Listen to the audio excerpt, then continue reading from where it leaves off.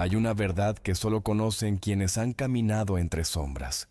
El silencio más peligroso no es el del desierto ni el de la madrugada. Es el silencio de una casa que debería estar viva y no lo está. Lorenzo Vitti lo supo en el instante en que sus pies tocaron el mármol frío del pasillo y el eco de sus pasos no encontró respuesta. Era el mismo frío que había sentido en un galpón de Medellín hacía 22 años, cuando era apenas un muchacho sin nombre, sin linaje, sin nada más que el hambre que le quemaba las tripas y la furia que le templaba los huesos. Ese frío le había salvado la vida una vez. Esta noche volvía a visitarlo con la puntualidad implacable del destino. Chicago no lava sus pecados con la lluvia, los barniza. Los hace brillar bajo las luces de neón hasta que parecen normales, hasta que parecen parte del paisaje. Lorenzo Vitti lo entendía mejor que nadie, porque él mismo era parte de ese paisaje, un hombre construido a golpes, tallado en la adversidad de los barrios más violentos de Colombia, trasplantado a esta ciudad del viento donde había levantado un imperio que los periódicos nunca nombraban, pero que todos en el poder temían y respetaban. Su nombre no figuraba en ningún contrato oficial, pero figuraba en los ojos de cada juez, cada senador, cada capitán de policía que alguna vez había recibido un sobre Manila en el interior de su cajón. El Mercedes S-Class negro deslizó sus ruedas sobre el asfalto mojado con la suavidad de un depredador nocturno. Nadie lo esperaba esta noche. Eso era precisamente lo que lo hacía vulnerable. El trato con los albaneses había colapsado en menos de 3 horas. Lorenzo lo había visto venir desde el momento en que el portavoz del otro lado de la mesa sonrió demasiado pronto, antes de que se firmara un solo papel. Esa clase de sonrisa él la conocía bien. La había practicado en sus años de ascenso por las calles de Medellín, cuando aprendió que la mejor mentira no es la que se dice, sino la que se deja ver. Sin hacer escándalos, sin amenazas vacías, Lorenzo Vitti había recogido su abrigo, abotonado el último botón de su traje sastre de Milán y abandonado la sala de negociaciones de Londres con la dignidad intacta y la cólera perfectamente guardada detrás de sus ojos de obsidiana. Tomó su avión privado de regreso sin avisar a nadie. Quería silencio, quería su casa, quería la única cosa que su dinero jamás había logrado comprarle con garantía: paz. Las rejas de hierro de la Vitti Estate se abrieron silenciosamente al reconocer el transmisor del vehículo. El camino de acceso era una cinta de asfalto húmedo, flanqueada por robles centenarios, que inclinaban sus ramas bajo el peso del aguacero, como si la noche misma se inclinara para susurrarle una advertencia. La mansión se alzaba al fondo, una mole de piedra y ladrillo georgiano que Lorenzo había comprado, renovado y convertido en su fortaleza personal, el símbolo físico de todo lo que había construido desde aquellos días en que dormía en colchones robados en Aranjuez. Apagó el motor junto a la entrada de servicio del garaje. Quería sorprender a Verónica. Habían peleado las últimas semanas, palabras filosas sobre el peligro, sobre los hijos que no llegaban, sobre el tiempo que nunca alcanzaba. En el bolsillo interior de su chaqueta descansaba una caja de terciopelo negro, un collar de diamantes, una disculpa de $500,000. Una paz comprada, sí, pero una paz al fin. La puerta de servicio cedió sin resistencia. El interior olía a lo de siempre: cera de limón, madera vieja y el perfume caro de los lirios blancos que Verónica insistía en poner en el vestíbulo. Pero algo estaba mal. La planta baja estaba a oscuras. No había personal. No había el murmullo del televisor, ni el tintineo de los hielos en el bar, ni el sonido amortiguado de los pasos de los guardias rotando el perímetro. Lorenzo aflojó el nudo de su corbata. Su mano se desplazó, instintiva y lenta, hacia la cartuchera bajo su axila izquierda, donde descansaba la Sig Sauer P226, con una bala ya en la recámara. Pasó al pasillo de mármol, dio la vuelta hacia el vestíbulo principal, y ahí estaba ella, una figura pequeña en las sombras del gran arranque de la escalera, temblando como una llama en el viento, sujetando un plumero con los nudillos tan blancos como el mármol a sus pies. Sofía, la chica de la limpieza, la que nadie miraba, la que nadie veía.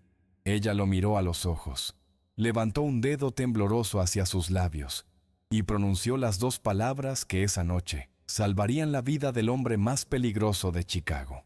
Silencio. Quieto. Para entender lo que significaba Lorenzo Vitti en el mapa del poder de Chicago, había que conocer de dónde venía. No había nacido entre sábanas de hilo egipcio, ni había aprendido a caminar sobre mármol italiano.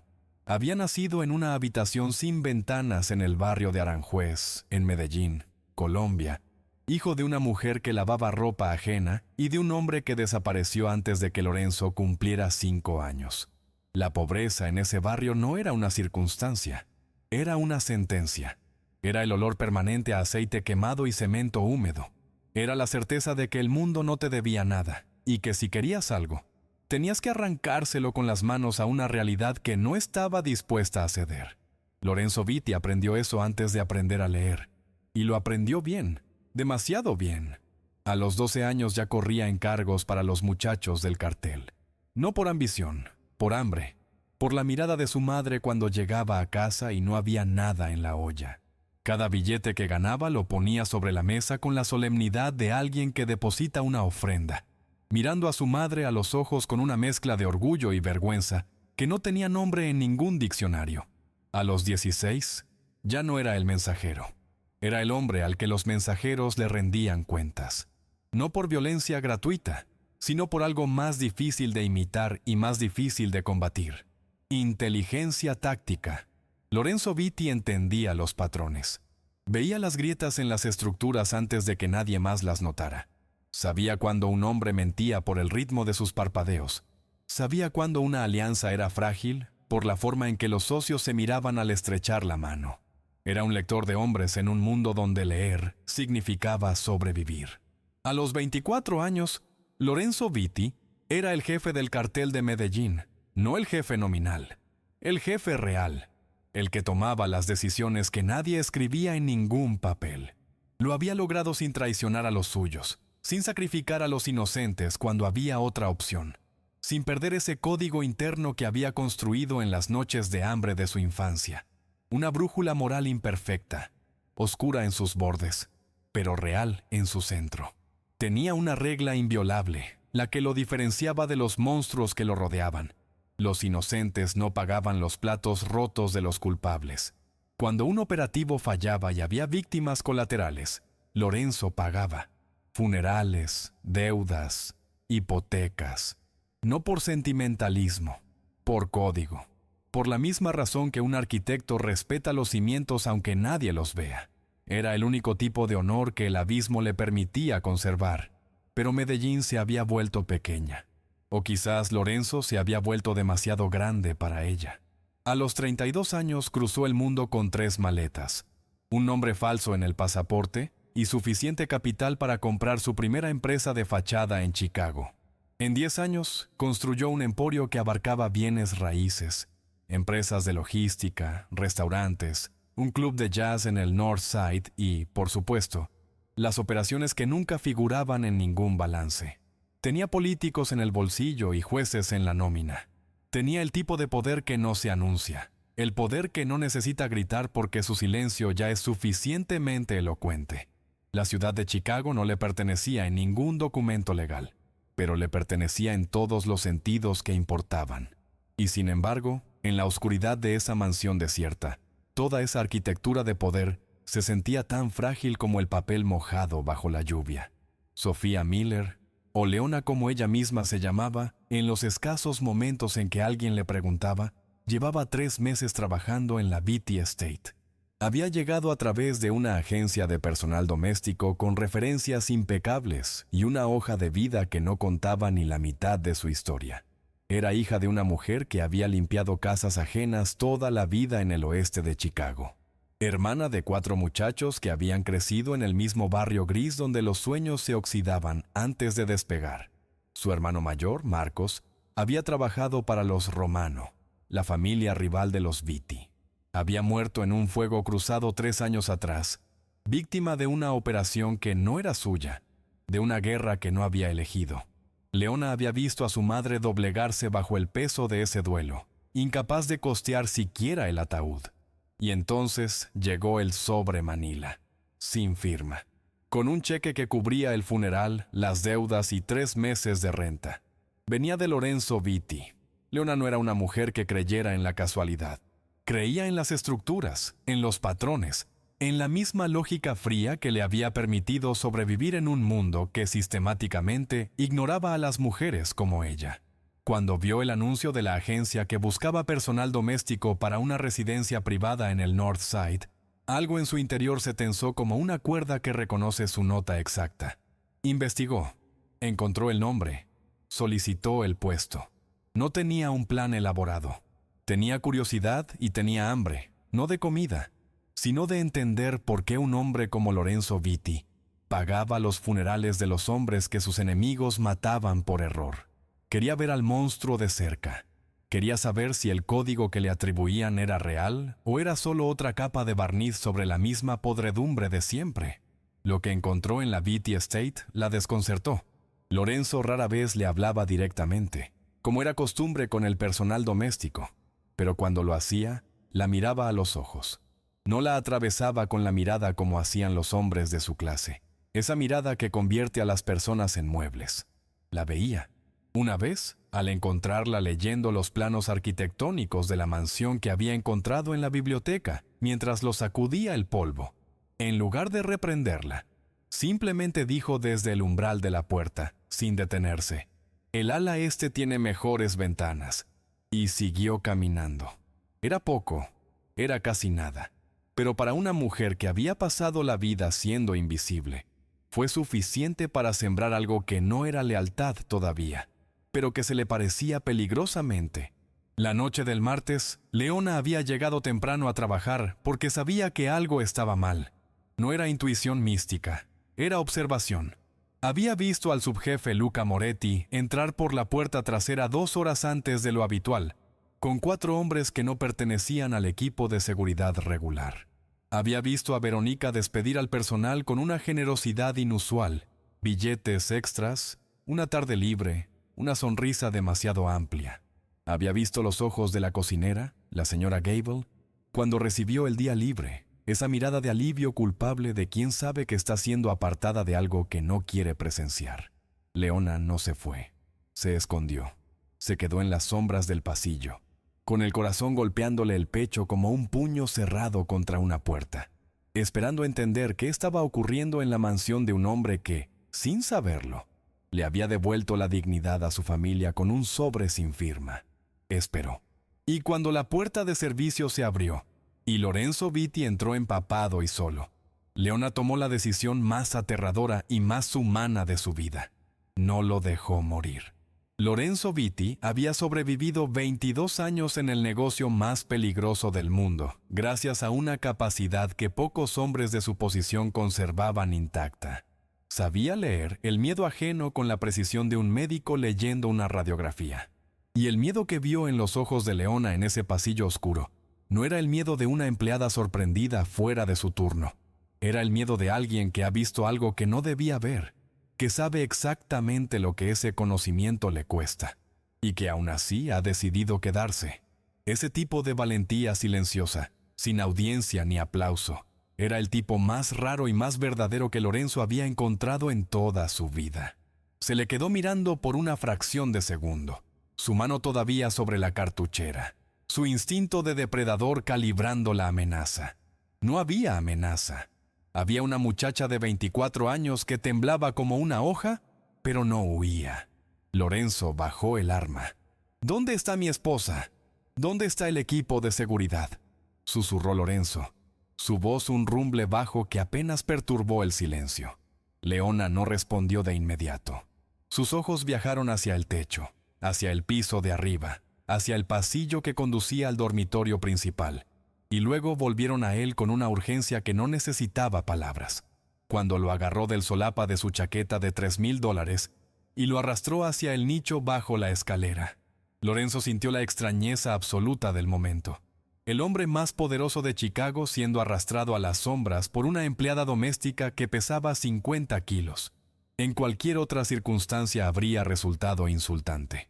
En esta, resultó ser la diferencia entre la vida y la muerte.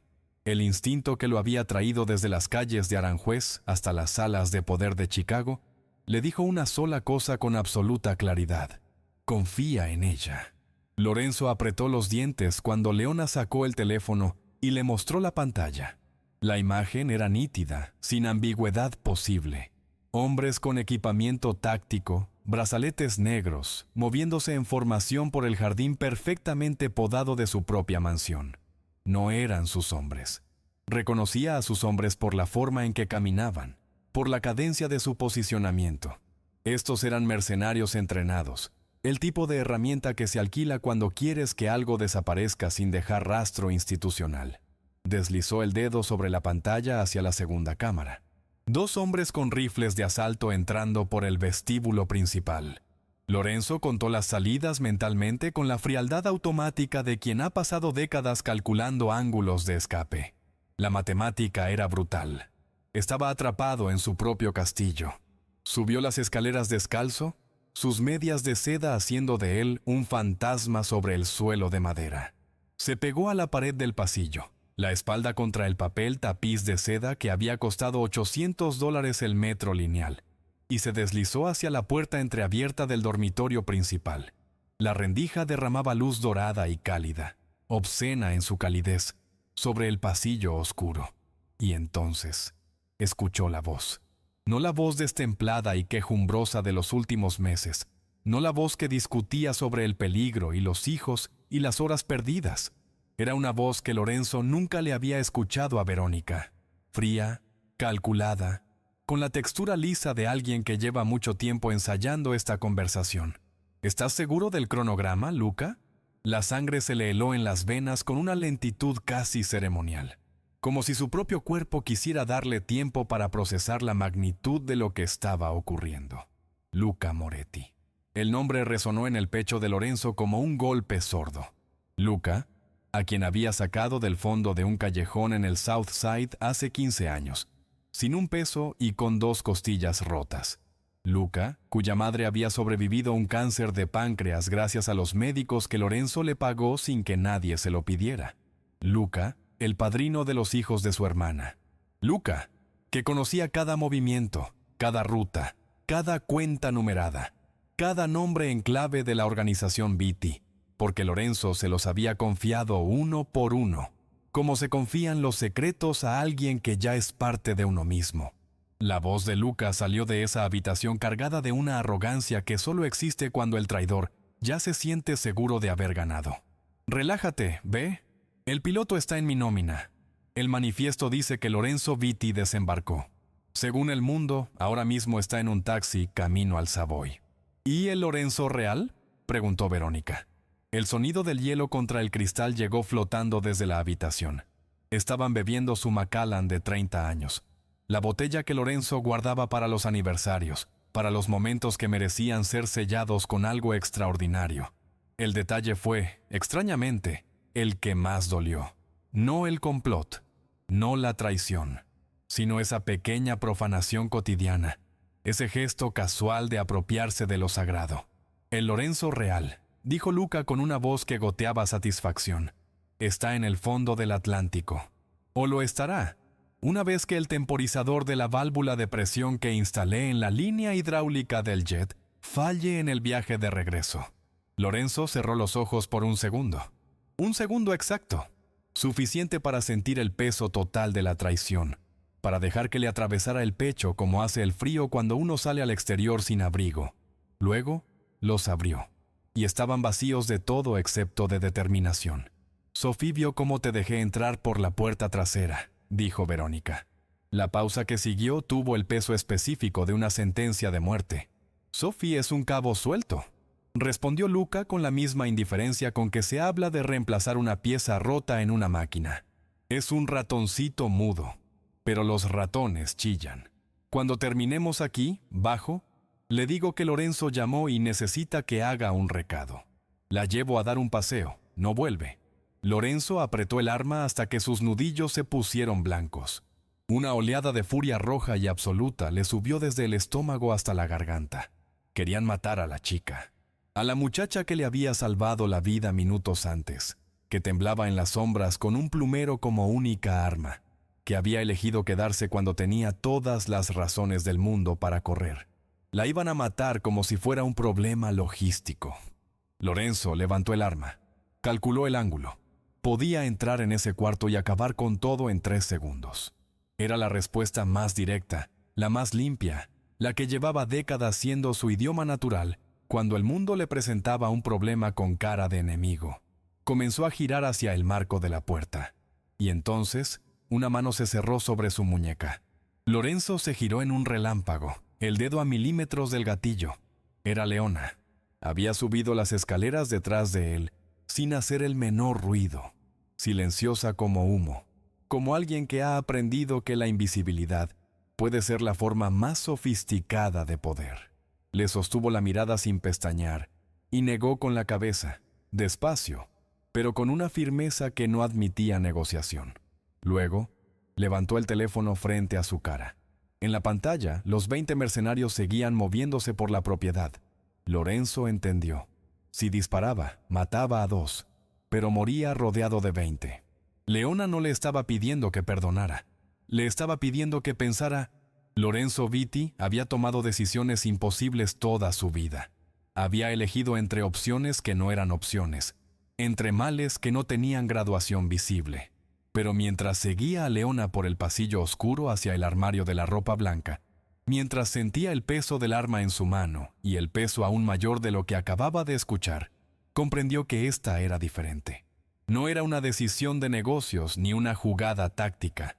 Era una decisión sobre quién era él en el momento en que nadie lo miraba, en el momento en que la rabia tenía razón y la venganza tenía justificación y la violencia tenía todos los argumentos de su lado. Eligió escuchar a la muchacha. Eligió pensar antes de disparar. Era quizás la primera vez en 20 años que el instinto de supervivencia ganaba la batalla contra el instinto de dominación. Y el sabor de esa elección era extraño en su boca, amargo y limpio al mismo tiempo, como medicina. El panel oculto detrás de las sábanas de algodón egipcio se abrió con un clic que sonó, en ese silencio cargado, como un disparo en miniatura. Lorenzo parpadeó en la oscuridad del pasaje. Había construido esa mansión. Había revisado cada plano, cada modificación estructural, cada metro cuadrado de renovación.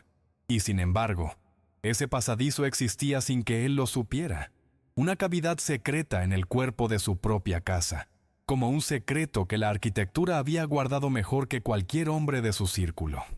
Miró a Leona con una expresión que mezclaba admiración genuina con una sospecha que todavía no podía permitirse soltar.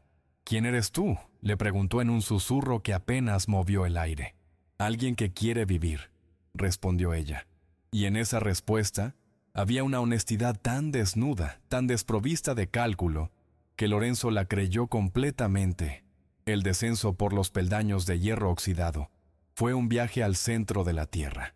El frío aumentaba con cada escalón, un frío húmedo que olía a décadas de olvido, a ladrillo poroso y a la historia enterrada de una ciudad que siempre había tenido más secretos que memorias.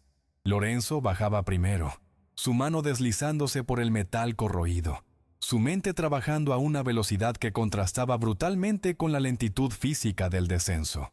Contaba sus activos: una Sig Sauer con 7 balas y un cargador de repuesto, un cuchillo en el tobillo derecho, los contactos memorizados en su cabeza porque nunca los guardaba en el teléfono, una herida en el orgullo que sangraba más que cualquier corte físico, y una muchacha detrás de él que conocía planos de construcción de 1920 y que había tenido la lucidez de instalar cámaras de vigilancia en una propiedad que no era suya. Esa muchacha era, en este momento, su único activo real. «¿Por qué me ayudas?», le preguntó Lorenzo cuando sus pies tocaron la tierra del sótano olvidado. La pregunta salió más directa de lo que pretendía, más cargada. Era la pregunta que llevaba 15 minutos quemándole la garganta, porque en su mundo nadie hacía nada sin un precio. Nadie se exponía sin una razón que finalmente se traducía en dinero o en poder, o en deuda. Leona le habló de su hermano Marcos. Le habló del sobre Manila sin firma. Le habló del cheque que había salvado la casa de su madre. Lorenzo escuchó en silencio, su rostro inmóvil, su expresión la máscara perfecta que había aprendido a usar en las mesas de negociación de 3 continentes. Pero algo detrás de esa máscara se movió. Un músculo que llevaba años sin ejercitarse. Algo parecido a la vergüenza de haber hecho lo correcto por las razones equivocadas y haber provocado, sin saberlo, una cadena de consecuencias que lo estaban salvando esta noche. El túnel olía a lodo y a tiempo detenido. Corrieron por él encorvados, sus respiraciones convirtiéndose en nubes blancas en el aire helado. Lorenzo notó cómo Leona se movía, no con el pánico errático de una civil atrapada en una situación que la supera, sino con la eficiencia contenida de alguien que ha aprendido a funcionar bajo presión. Había algo en su postura, en la forma en que miraba hacia adelante y hacia los costados simultáneamente, en la manera en que calculaba cada zancada sobre el terreno resbaladizo sin perder velocidad, que no encajaba con 3 meses de limpiar habitaciones y sacudir vitrinas. Lorenzo archivó esa observación en el lugar de su mente donde guardaba las cosas que todavía no entendía, pero que sabía que importarían después. Por ahora, importaba llegar al final del túnel. Por ahora, importaba respirar en 10 minutos. Salieron al exterior como 2 criaturas expulsadas de las entrañas de la tierra, empapados de lodo y jadeando bajo la lluvia que no había cesado. El dron apareció antes de que Lorenzo pudiera orientarse. Un zumbido mecánico sobre las copas de los árboles. Su ojo de cámara barriendo el terreno con la metódica indiferencia de la tecnología al servicio de la traición. Lorenzo empujó a Leona al suelo, antes de que ella pudiera reaccionar, cubriéndola instintivamente con su propio cuerpo en un gesto que ninguno de los dos procesó conscientemente, pero que ambos sintieron en la columna vertebral. 5 segundos. El haz de luz pasó sobre sus cabezas. El dron continuó su ruta. Lorenzo levantó la vista y contó mentalmente. Tenían menos de 5 minutos antes del siguiente barrido. El bosque era su único aliado. El Honda Civic plateado era objetivamente el automóvil más humilde que Lorenzo Vitti había visto de cerca en 15 años. Tenía una abolladura en el guardabarros trasero, una grieta en el parabrisas del tamaño de una rama de árbol y un espejo retrovisor sujeto con cinta adhesiva gris. Lorenzo lo miró con la expresión de un hombre que ha perdido un reino y ha encontrado un carromato. Luego miró a Leona, que buscaba las llaves con manos que volvían a temblar, ahora que la adrenalina del túnel comenzaba a disiparse. Y algo en la imagen completa, el carro desvencijado, la muchacha de uniforme roto, el hombre más temido de Chicago con barro hasta las rodillas, le produjo una sensación tan absolutamente ajena a su experiencia cotidiana, que tardó un segundo en identificarla. Era algo cercano a la humildad, un territorio que había abandonado hace tanto tiempo que casi no reconocía su geografía. Las llaves cayeron al asfalto mojado con un tintineo que pareció amplificado por el silencio. Lorenzo las recogió. Extendió la mano. Leona las tomó de vuelta sin vacilar. «Yo conduzco», dijo con una firmeza que no admitía debate. «El arranque es complicado. Hay que saber». Lorenzo Vitti, hombre que había dado órdenes a ejércitos privados, que había negociado territorios con los carteles más violentos de 3 países, que había mirado a la muerte a los ojos más veces de las que podía contar, se corrió al asiento del copiloto sin decir una palabra, no porque se lo ordenaran, sino porque en ese momento, en ese carro destartalado al borde de un camino de servicio bajo la lluvia de Chicago, Leona era la persona más competente en el vehículo para el trabajo específico que necesitaban hacer. Y Lorenzo Vitti, a diferencia de Luca Moretti, siempre había sabido reconocer la competencia, aunque viniera envuelta en un uniforme de limpieza. Las balas golpearon el parachoques trasero con el sonido seco y definitivo de la realidad, recordándoles que la conversación había terminado. El vidrio trasero estalló hacia adentro en una lluvia de fragmentos que les cortó el aire. Leona gritó, pero no levantó el pie del acelerador. Lorenzo se giró, evaluando. 3 SUVs negros, blindados, con las luces de alto encendidas como ojos furiosos en la noche. Más rápidos, más pesados, más armados. La lógica indicaba que no había salida en línea recta. Lorenzo miró el tablero del Honda, la aguja del velocímetro subiendo, la temperatura del motor todavía fría, y luego miró a Leona, su perfil tenso y concentrado bajo la lluvia que entraba por el vidrio roto. «Los romanos», dijo Lorenzo. «Vamos con los romanos». Leona lo miró un segundo, el tiempo exacto que necesitó para evaluar si la propuesta era un plan o un delirio. Luego giró el volante con toda la fuerza de sus brazos, y el Honda se lanzó hacia el futuro con la terquedad desesperada de los que no tienen nada más que perder. La fábrica textil abandonada recibió al Honda Civic como una tumba recibe a sus inquilinos, con indiferencia total y espacio suficiente. El motor murió con un suspiro largo y triste, el radiador perforado por una bala rindiendo su última gota de refrigerante sobre el suelo de cemento cuarteado. Lorenzo evaluó el espacio con la velocidad de quien ha aprendido a convertir cualquier lugar en un campo de batalla. Techos altos, pilares de concreto, maquinaria oxidada que ofrecía cobertura, una pasarela de metal a 6 metros de altura, que dominaba toda la planta y convertía a quien la ocupara en dueño del terreno. Y en el rincón, un tablero de interruptores con los cables de cobre expuestos como las entrañas de una bestia vieja, y sobre él, una palanca marcada con la señal universal del sistema de supresión de incendios. Lorenzo miró a Leona.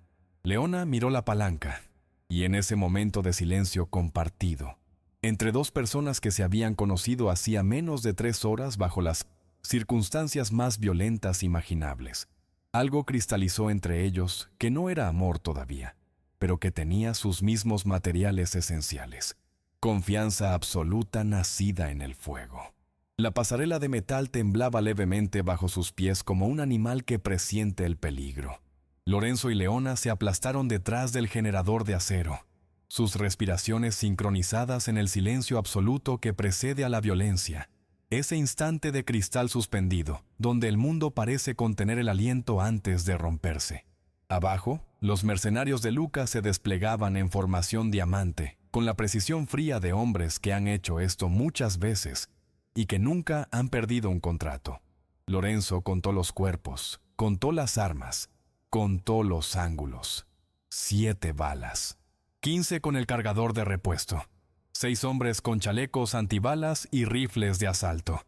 La aritmética era una sentencia de muerte escrita en el idioma más honesto que existe. Lorenzo había sobrevivido toda su vida encontrando variables que la aritmética no contemplaba.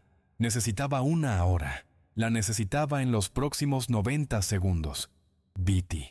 La voz de Rocco retumbó en el espacio industrial como un trueno atrapado entre paredes de metal. Lorenzo lo reconoció de inmediato. Rocco Salieri, ex seguridad de sus casinos, un hombre de mandíbula cuadrada y lealtad perfectamente negociable, que evidentemente había encontrado mejor postor. Lucas solo quiere hablar. Si bajas, la chica sale ilesa. Lorenzo no respondió. Las promesas de los traidores se medían en el mismo material que sus palabras.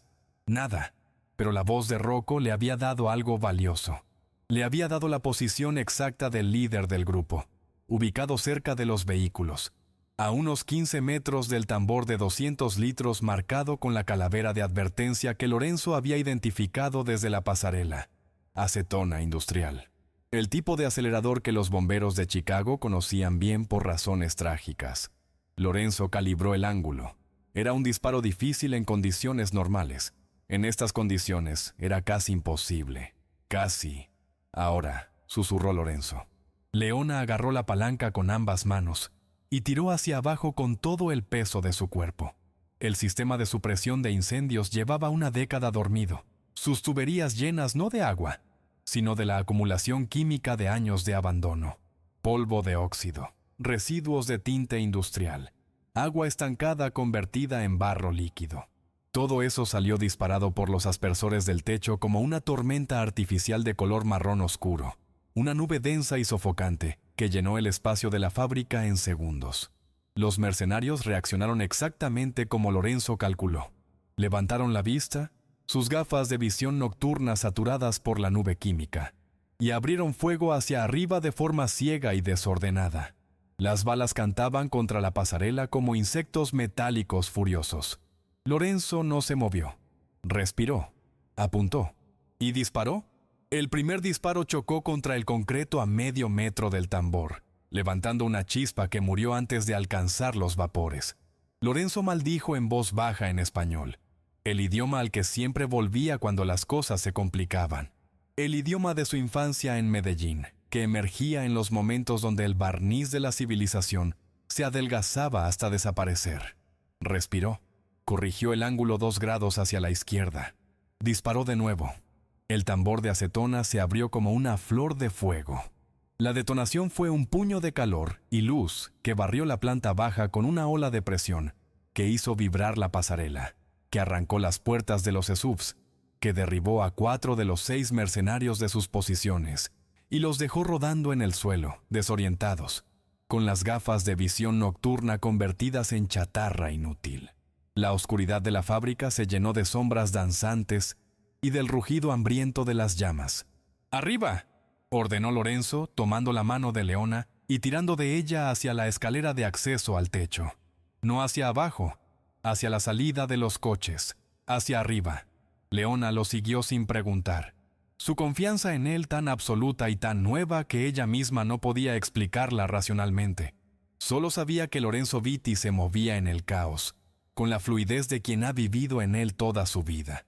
Que cada decisión suya en los últimos 90 minutos había resultado ser la correcta, aunque en el momento sonara a locura, y que si había alguien en Chicago esa noche, capaz de sacarlos de esa fábrica en llamas, era el hombre del traje destrozado que corría delante de ella con una costilla rota y la expresión serena de quien ya ha hecho las paces con la posibilidad de morir. El techo de la fábrica los recibió con el abrazo helado del viento de Chicago, que barría los metros cuadrados de chapa ondulada, con la indiferencia de quien no ha sido informado de la emergencia. La ciudad brillaba en el horizonte, indiferente y hermosa, sus luces reflejadas en el vientre bajo de las nubes de lluvia como un espejo roto de civilización. Lorenzo evaluó el borde del edificio, la vía del ferrocarril, 3 pisos de caída sobre grava mojada. Leona miró hacia abajo y luego lo miró a él con una expresión que era mitad terror y mitad incredulidad. «Luca está abajo», dijo Lorenzo, su voz absolutamente neutra, «y no te va a ofrecer un finiquito». Leona miró el abismo, miró el humo que comenzaba a salir del respiradero del techo, miró a Lorenzo y saltó. ¿Tú también habrías saltado? Hay momentos en la vida donde todo se reduce a una decisión que no da tiempo para el miedo. Leona saltó sin red, sin garantías, confiando solo en la palabra de un hombre al que conocía desde hacía 3 horas. Si esta historia te tiene al borde del asiento, quédate, porque lo que viene ahora cambia todo. Y si conoces a alguien que necesita escuchar que la lealtad todavía existe en este mundo, comparte esto con esa persona. Las historias como esta merecen más oídos. Lorenzo aterrizó primero sobre la grava mojada. Rodó hacia el costado absorbiendo el impacto con el hombro izquierdo. Sintió el crujido seco de la costilla que ya estaba comprometida a ceder 1 centímetro más hacia el dolor. Se incorporó antes de que su cuerpo le diera permiso y extendió los brazos en la oscuridad. Leona cayó 1 segundo después. Se deslizó por el talud de piedra suelta, y Lorenzo la atrapó antes de que el impulso la llevara al borde del terraplén y al vacío del barranco. Se quedaron en el suelo por un momento, empapados de lluvia y cubiertos de polvo de grava, sus respiraciones mezclándose en el aire frío. Leona rió. Fue una risa que empezó en el pecho y salió quebrada y real. La risa de alguien que acaba de procesar que está vivo cuando no debería estarlo. Lorenzo la escuchó y sintió algo que no había sentido en años. El deseo genuino de que otro ser humano estuviera bien. La llamada a Salvatore Romano duró 43 segundos. Lorenzo habló con la economía de palabras de quien sabe que cada sílaba es una apuesta. Ofreció el norte de la ciudad, una mitad de su imperio. El precio era obsceno. Era el precio de empezar desde cero, de reconstruir desde los cimientos, de tragarse el orgullo de un hombre que había tardado 20 años en construir lo que estaba cediendo, en menos de 1 minuto de conversación telefónica. Lorenzo lo pagó sin titubear porque había algo que en ese momento valía más que el territorio. El derecho de mirar a Luca Moretti a los ojos y ser él quien decidiera qué pasaba después. Eso no tenía precio en ninguna moneda que existiera. Salvatore escuchó, calculó y aceptó. La mansión Vitti estaba envuelta en seda negra y mentira blanca. Cuando Lorenzo entró por la escalera principal, bajo el haz del reflector portátil, que los hombres de Salvatore habían instalado dentro del marco del retrato.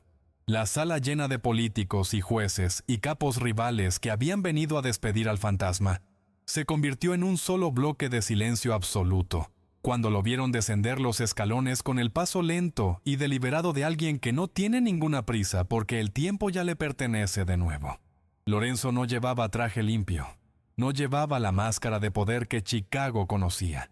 Llevaba el barro del túnel y el hollín de la fábrica y el vendaje en la cabeza y la expresión de un hombre que ha cruzado al otro lado de algo irreversible y ha vuelto transformado. Verónica lo vio desde el escenario y su rostro se convirtió en mármol. Luca lo vio y la mano que buscó el arma encontró docenas de puntos rojos de láser sobre su pecho antes de poder completar el gesto. «Hola, querida», dijo Lorenzo al micrófono. Empezaron el funeral sin el invitado de honor. Lo que ocurrió en los siguientes minutos en el gran salón de la Vitti Estate fue la forma más elegante y más devastadora de justicia que Lorenzo había ejecutado en toda su carrera. Y lo fue precisamente porque no hubo violencia visible. Hubo palabras, hubo luz, hubo la aparición de Leona desde las sombras del lateral, ya no invisible, ya no transparente, sino presente con la solidez de alguien que ha decidido ocupar el espacio que le corresponde. Luca fue entregado a Salvatore sin ceremonia, como se entrega un documento que ya no tiene utilidad. Sus gritos mientras los hombres del viejo Don lo arrastraban hacia la noche lluviosa, se disolvieron en el aire húmedo de Chicago sin dejar rastro, como si la ciudad misma hubiera decidido que ese sonido no merecía ser recordado.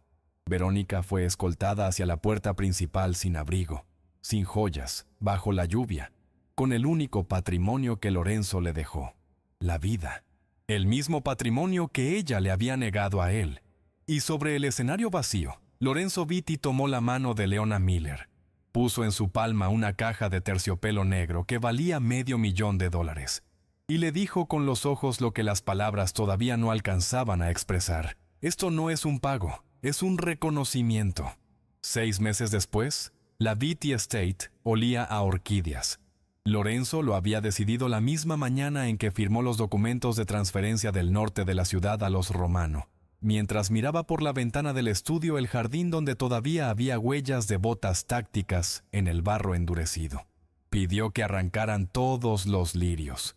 Los lirios olían a funeral, y Lorenzo Vitti había decidido que en su casa no habría más funerales. Habría orquídeas, que son flores que sobreviven en condiciones donde casi nada más puede crecer, que no necesitan tierra rica ni invernaderos costosos, que florecen con obstinada elegancia en los lugares más improbables, como una muchacha de barrio que aprende los planos de una mansión mientras sacude el polvo de los libros, y termina siendo la voz que le devuelve el trono a un rey. Lorenzo miraba las orquídeas cada mañana y pensaba en la resiliencia como el único lujo que nadie puede comprarte y nadie puede quitarte. Leona Miller nunca había imaginado que el mundo se vería así desde arriba. No desde la altura física, aunque eso también había cambiado, sino desde la altura de ser vista, de entrar a una habitación y que las conversaciones no continuaran como si fuera parte del mobiliario, sino que se detuvieran, recalibraran, reconocieran. Era un poder diferente al que Lorenzo ejercía, menos antiguo y más afilado. El poder de quien llega sin historia fabricada, sin apellido heredado, sin territorio ganado por sangre de otros. Su poder era el que se construye en silencio, observando, escuchando, aprendiendo la arquitectura de los secretos ajenos mientras todo el mundo mira hacia otro lado. Chicago tardó exactamente 3 semanas en aprender que Leona no era la asistente de Lorenzo, era su igual. Y tardó exactamente 3 semanas más en aprender a tenerle el mismo respeto que le tenía a él. No por miedo, sino porque el respeto genuino siempre termina encontrando su camino hacia quienes lo merecen, aunque el mundo tarde demasiado en reconocerlo. Hay una verdad que las calles de Medellín le enseñaron a Lorenzo Vitti cuando era un niño sin zapatos que miraba el mundo desde abajo, que el poder verdadero no es el que acumulas, sino el que reconoces en los demás. Que el hombre más peligroso no es el que tiene el ejército más grande, sino el que sabe elegir a las personas correctas para estar a su lado cuando el ejército desaparece. Lorenzo había perdido una esposa, un hermano de sangre elegida, medio territorio, y la ilusión de que las paredes de su fortaleza eran impermeables a la traición. Y en el inventario de todo lo que había perdido, había encontrado algo que no sabía que le faltaba: la prueba de que su propio código, ese código construido en el hambre y la injusticia de su infancia, todavía funcionaba. Todavía atraía hacia él a las personas que lo compartían. El sobre Manila sin firma que pagó el funeral del hermano de Leona no fue caridad. Fue el primer capítulo de una historia que todavía no había terminado de escribirse. ¿Y tú? Si hubieras sido Leona esa noche, con las llaves del carro en la mano y la puerta trasera abierta y nadie mirando, ¿habrías corrido o habrías vuelto por él? No existe la respuesta correcta. Existe solo la respuesta honesta. Y esa respuesta dice más sobre quién eres que cualquier cosa que hayas dicho en voz alta sobre ti mismo. Déjala en los comentarios. Porque esta historia no termina aquí. Termina en lo que tú decides hacer con lo que sentiste mientras la escuchabas. Las historias como esta no se cuentan para entretener. Se cuentan para recordarnos que la lealtad no tiene uniforme, que el valor no tiene apellido, y que a veces la persona que te salva la vida es la que todos los demás miraban sin ver. Si este relato movió algo en ti, compártelo. Que llegue a quien lo necesita escuchar hoy.